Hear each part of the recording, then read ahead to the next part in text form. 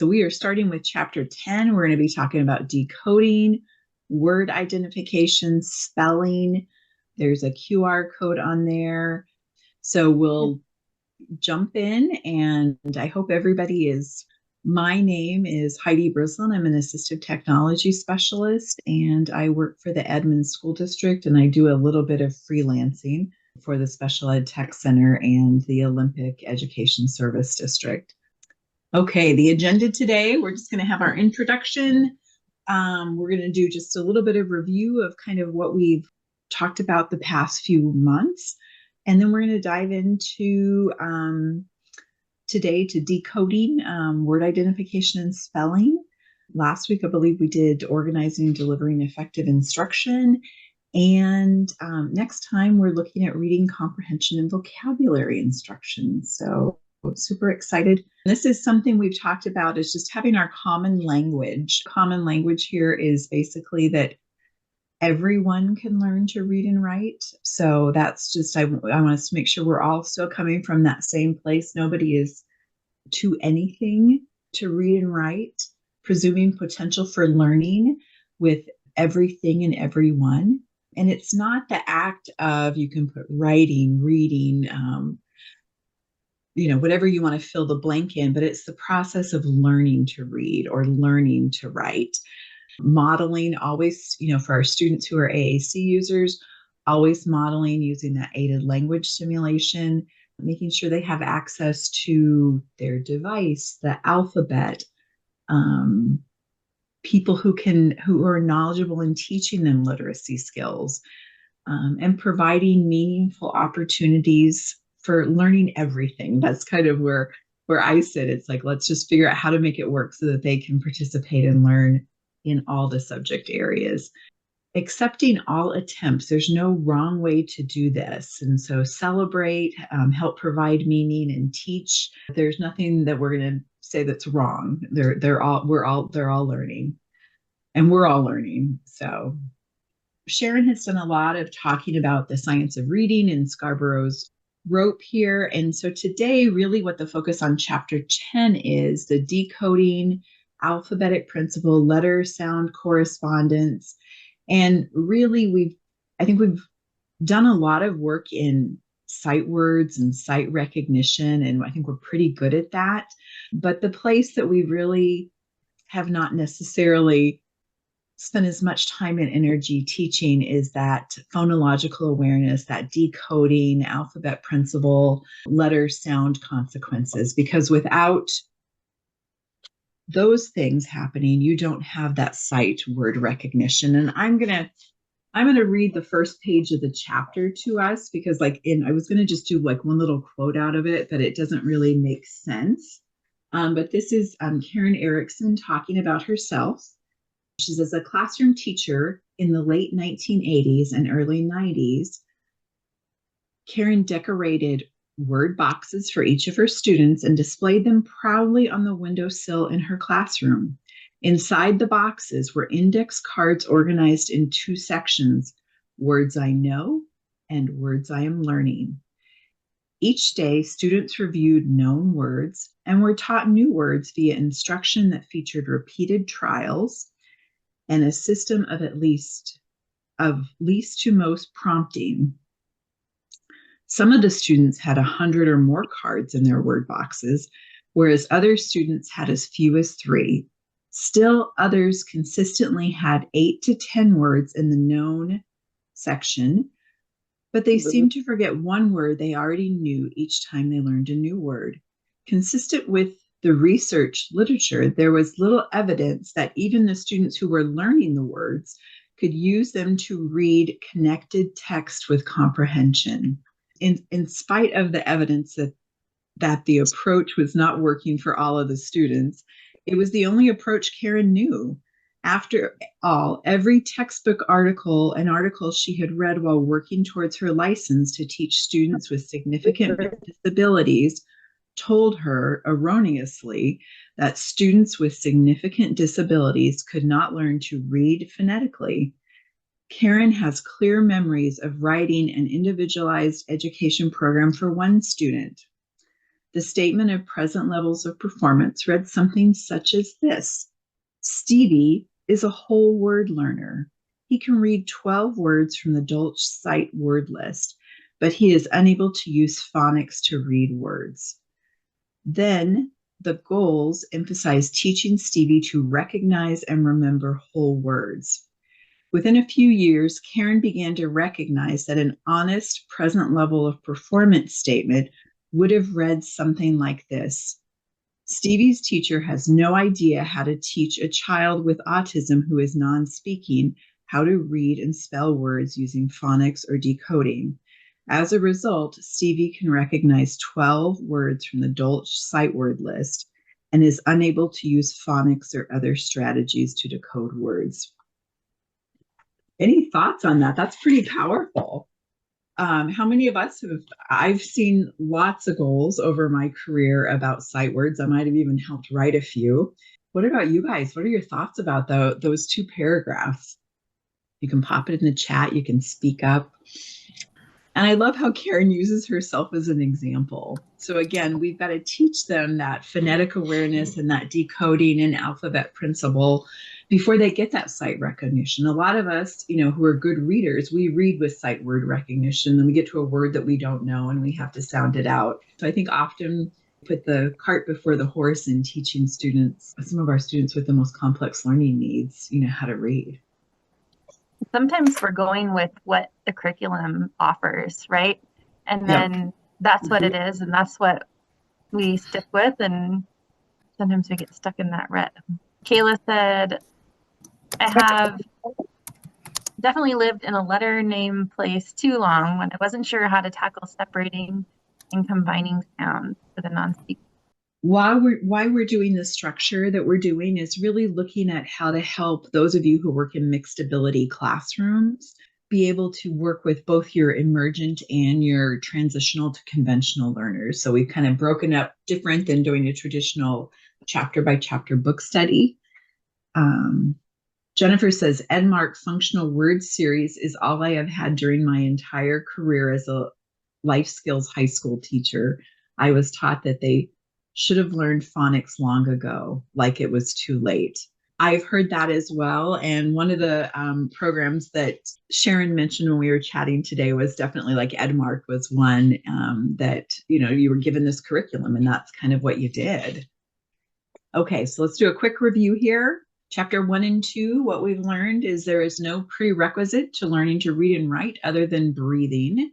Our students at school are all breathing, so let's get them going here. And the literacy, the type of literacy we're looking at really changes kids' lives, long-term life changes. It increases their employment and makes social media accessible so they can have, engagement with friends. It allows them to have greater choices over medical procedures, therapies, and other important life decisions. So what a gift to be able to give them the skills to make some decisions for themselves and engage with friends. Chapter 11, was this a surprise to anybody? Just stop that picture-supported text, the pixelated text. It does not help kids become readers. So we talked about that. And I love this from chapter 12. Comprehension instruction delivered imperfectly is better than perfect instruction in just one area, and is certainly better than no instruction at all. So even if we're trying and we're doing one little piece, that's better than, doing nothing at all. And so I love that because it kind of can feel overwhelming to start this. And so you can maybe pick like, okay, I'm going to dive into this one section, and then maybe in 2 months I'll add another section, or it kind of gives you the grace to kind of work up to implementing all 5 areas every day. So Sharon has an alphabet knowledge and instructional routine. If we can pop the link to that in the chat. I love these 10 really important words. Say it to yourself while I say it out loud. And one of the books that I've read recently is called Chatter, and it talks all about that inner voice. And it's something that we all have, and our students have it as well. And just that making sure that we are teaching them how to use their inner voice to learn new things and kind of do that rehearsal that our speaking students can can do on their own. But it basically puts that explicit alphabet knowledge and instructional routine that Karen and David talk about. This is the letter, this is an uppercase letter, the lowercase level. And so it just gives you that routine. And I love this because it's a great thing you could print and say, okay, it gives you the cycles of the letters you're going to go through. And it's a great way to give your parents things to, like, this is how we're going to work on teaching this. So when you have this group, this is what you're going to do. I'll make a quick comment. This is too long. I don't think I can write it in chat. Okay, go.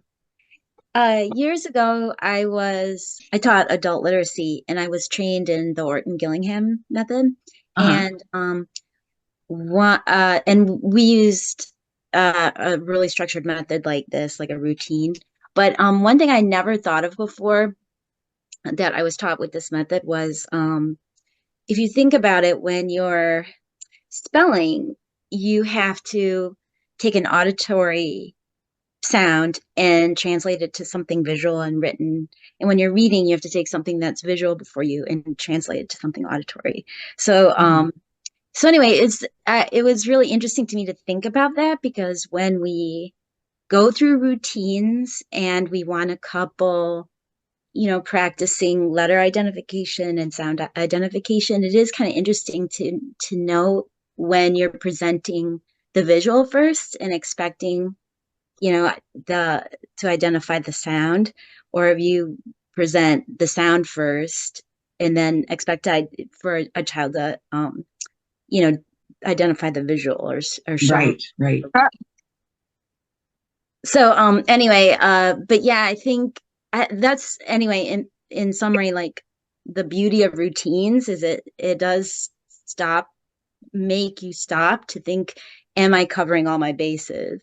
Like, it's really easy to pull out like letter magnets and say, oh well, we practiced our letters, but and sort of like this, like the book's describing, it needs to be comprehensive. You need to think about all the aspects that you're teaching when you're teaching qualities of letters and sounds and phonemic awareness. Yeah, and I love that. And I love it says, this is the letter, this is the uppercase letter, the lowercase letter, this is the sound it makes. And I think really, regardless of the age of our students, that explicit instruction is really what is going to help them, be able to become readers and writers. And Jennifer talks about scripts or guidelines are helpful when asking others to support student learning who may not have the same background in education. Exactly. All right, so chapter 10. So we got all about the research. So we're going to do a little bit of like looking at stuff and putting things in the chat here. Knew then and what we know now changes how we teach. So the why we teach decoding and word identification, what is some of the problems with maybe how we teach that, how we've been currently teaching it?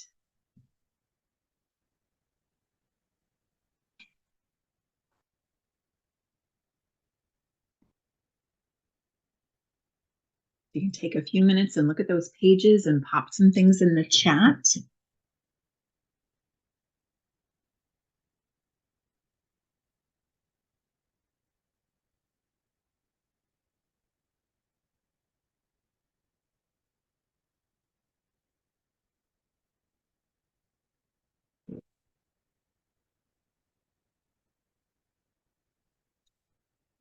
So we've got Karen, many systems teach loads of rules. Yep, that's a lot to remember. The skills are often taught in isolation rather than parts of a whole. Exactly. Anybody else? What are some of the problems with how we've been teaching? Making assumptions about prior knowledge. I love that, Kaylin.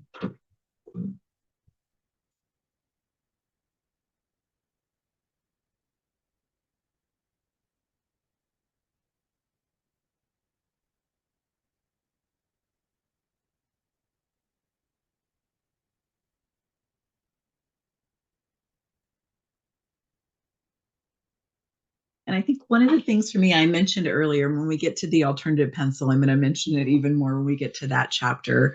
But so often as special educators, we come in and we start teaching them the form of how to do things. This is how you form the letter. This is how you write. This is how you do this. And so many of our students with very complex learning needs, some of our students from like lower socioeconomic backgrounds who just don't have the same literacy touching as many of our middle class students do. They haven't learned the function of writing, or that why we read or why we write. And so I think when we jump in and we're going to the form, and this is what we're doing, and this is how we learn it, and we really miss the boat on teaching them that what the function is, and then they hate it because we've just taught that this is why you have to do it, not this is why we do it. If that makes sense. Does that make sense to anybody, or am I just like... Something that reminds me of is we interviewed David Copenhaver, and he was talking about like going into a classroom, and he sat in the class and he said, what are you working on? And they said R. They were writing the R over and over R. And he said, well, why are you writing R? And the little boy said, because it's R week. And so he was talking about that, like that sort of reminded me of Heidi's, well, it's R week. That's what we do on R week. Instead of, like, well, R is the first letter of my name, or R is my best friend's name, and I'm going to write a letter to Ryan, or, making it meaningful like that. We've been having similar conversations in preschool, sort of about when you hear pre-academics and pre-academic writing and reading, you think of handwriting a lot, and you see a lot of early handwriting goals. And we've been talking about with families and with staff about how writing is play, it's storytelling, it's acting out and recalling your breakfast routine, and that's how kids become writers, is first in dramatic play, and by putting stories together way before handwriting even becomes relevant. I could see that, like writing a menu list for their menu in the cafe or whatever. Yeah. I love that. Good example. Thanks for sharing. A few things in the chat. Karen said many systems teach loads of rules. Jennifer said skills are too often taught in isolation rather than parts of a whole. And Caitlin said making assumptions about prior knowledge. Exactly. Let's look at pre-alphabetic and logographic and visual strategies. That is a mouthful. These teach students how to identify words, but not the same as automatic sight word reading done by fluent readers. So readers need to learn words through alphabetic strategies and apply those strategies to read words with enough success, enough times that they recognize them as sight words. The ability to read most words by sight is a result of using alphabetic strategies to learn the word in the first place. So looking at kind of like what we've learned so far and what we've learned from chapter 10, what is the solution? How are you guys going to change how you're doing this? And pop that in the chat.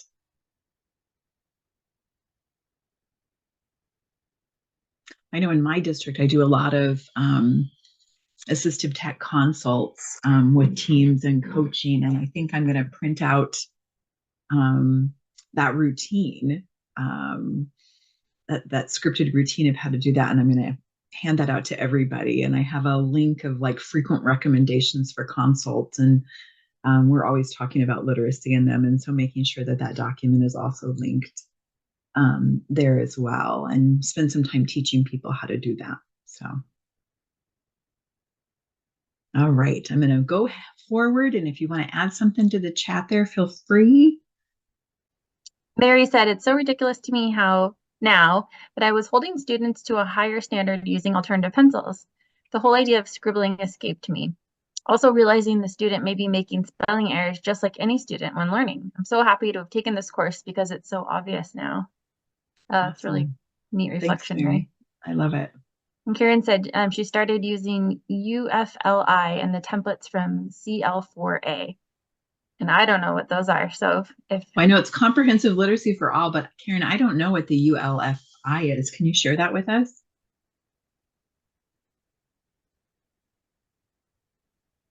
and Mary likes it too. So we're out of loop. We need to know. Oh, University of Florida Literacy. Great, thank you. If anybody has a link, pop it in there for us. Yeah, that would be great. All right. And so this, I love this as an OT because as an OT, it's like it's all connected. It's not like one little thing that makes all the magic happen. And so you've got like your context processor figuring out like how you're going to use the sentence to figure out its meaning. Then the meaning processor, the orthographic, the phonological, and that's how you get the print and the speech. And it's all this like beautiful puzzle that is put together. And when it works well, learning is easy. And when there's a problem with one or two parts of it, students really need a different, different model of teaching than students who it's all coming together smoothly. Thank you, Vicki, for putting the link in there. That would be a good thing to do a chatter on.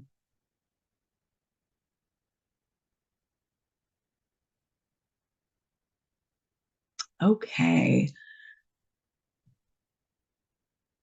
So looking at how this approach helps students with receptive and expressive communication.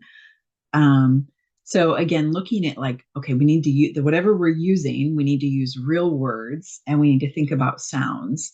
And it needs to not require nonsense words or only sight words or speaking sounds and words orally. We talked about how that you can do that yourself. What apps or curriculum can you use? We've got the UFLI, which I'm excited to check that out. Any thoughts about how you would adapt, for some of the students that we serve that are different than what we've talked about?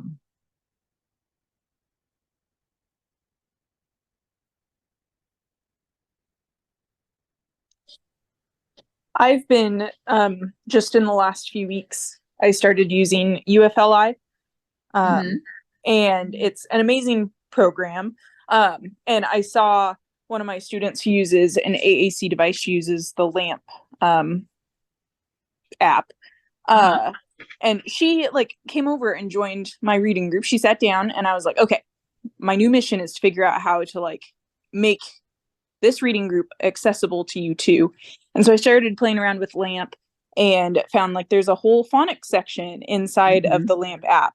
And like my mind was just blown. Like, so figuring out, you too can like, you can be sounding out these words. And like the student just, you could tell that like things were clicking. Like she was so excited to be part of that. And then, inside of the reading group, I'm like passing around my own iPad to say like, okay, everyone can practice, can model using AAC to sound out these words too. And like the students are all really liking it. And so that was really empowering to, be flexible and like figure out how can we use this. But so using that, the LAMP app and the phonics section. Oh, I love that, Amy. Yeah, that's been really awesome. So I know that TouchChat also has a phonics keyboard. I'm not sure about TD Snap and the new Proloquo. I know the old Proloquo does not. And then Jennifer mentioned photos relevant to them, grouped by various categories. Yeah, that's a great way to kind of, help bring it into context of things that are important to them. Now, I have a question about the UFLI. Is it like open source and free for people to use, or is it something you have to subscribe to? There's a lot of free resources on the website, like PowerPoints and worksheets and connected text.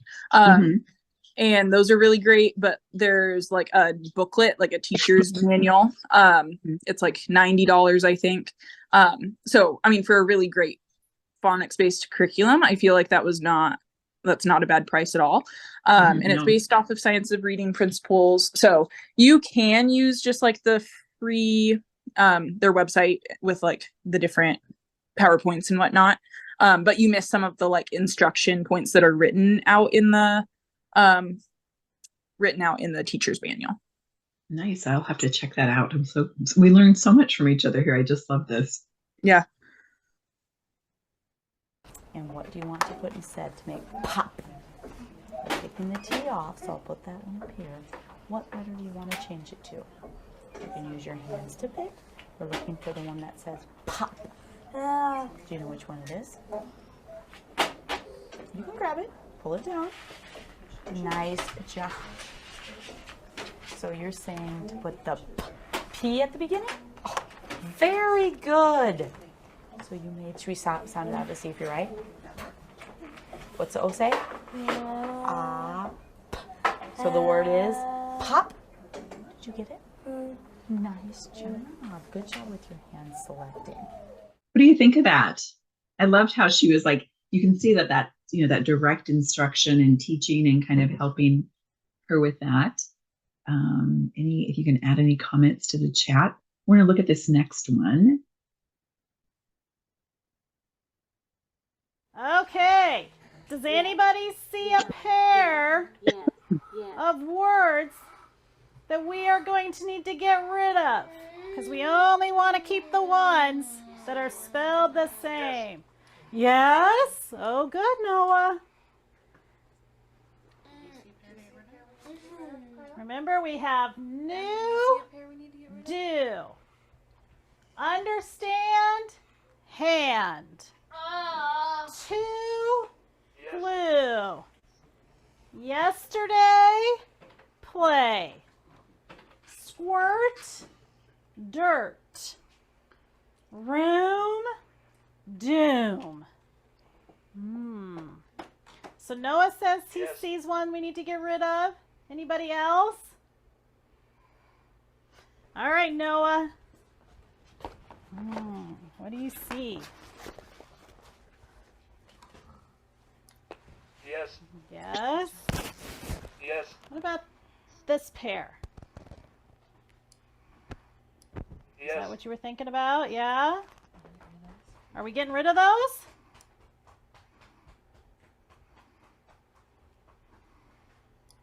Yes. Oh, Noah says we're getting rid of new and do. What do you guys think? New and do. Noah says, Yes. get rid of them.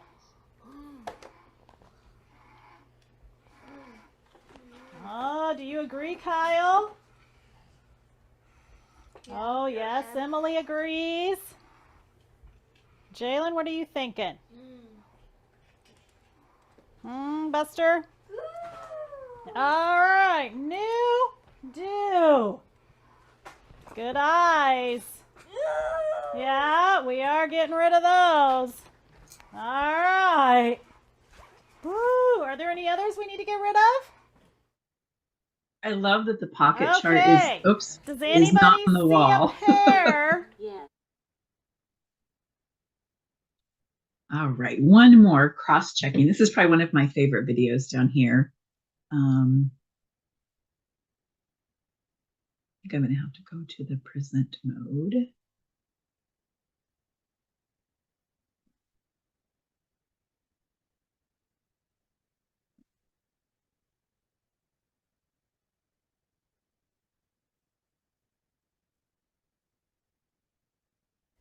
Desiree. Shoes. Good guess. Shoes. What does shoes begin with? Shh.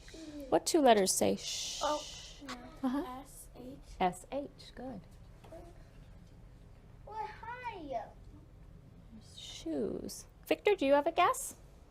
A hat. A hat. Okay. My mom will be so mad that I got dirt on my new hat. Can you spell it for me? H-A-T. H A-T. All right. Do we have any other guesses? Giselle? Scarf. Scarf. All right. What does scarf start with? S.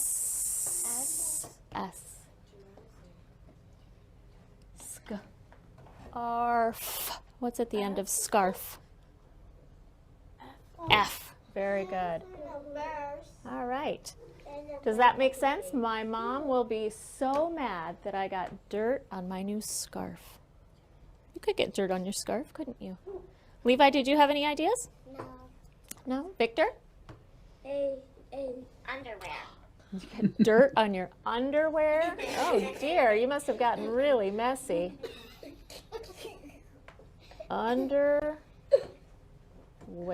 Oh, it's too big. Do you think it's too big? Look at that. There's underwear.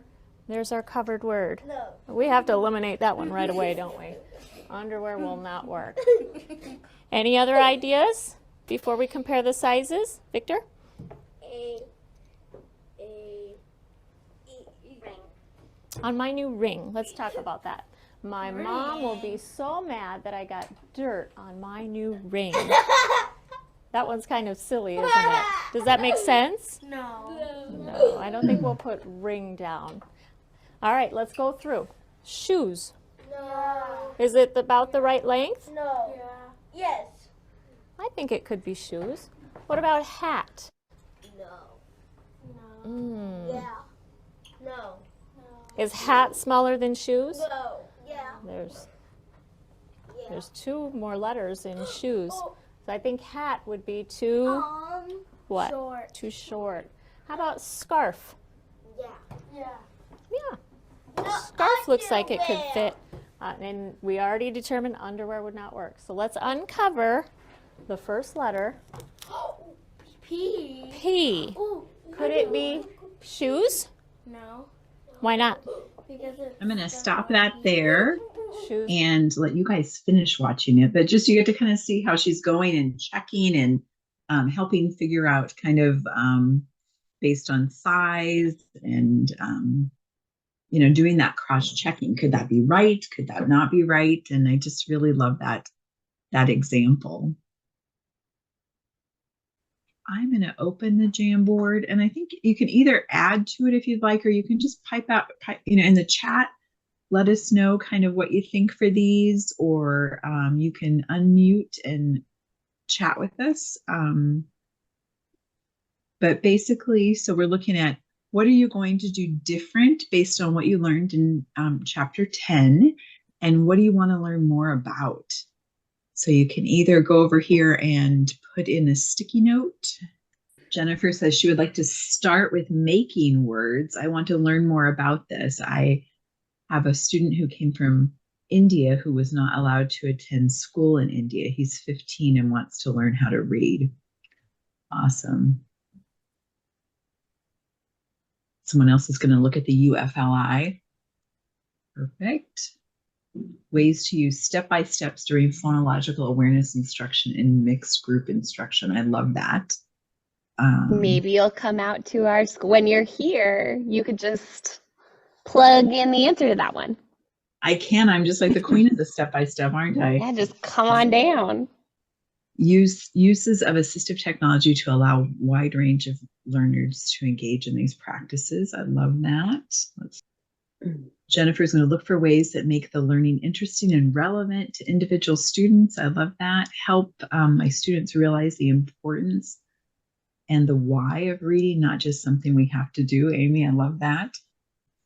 We've got connect to the inclusive practice conversation we're having related to this content. Awesome. Cross-check in anything that addresses exploring words rather than just reading them aloud. I love that as well.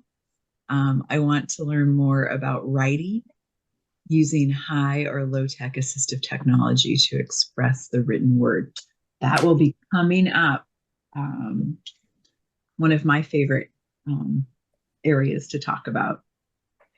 Karen's got continue to process how to teach nonverbal complex body students effectively in all these concepts. Nice. Adding modification to the alphabet page to address word making activities. I love that. And then just the last 2 pages are our resources. So there's some great resources here if you're looking for a quick way to kind of teach some of these concepts to your paraeducators or other teams.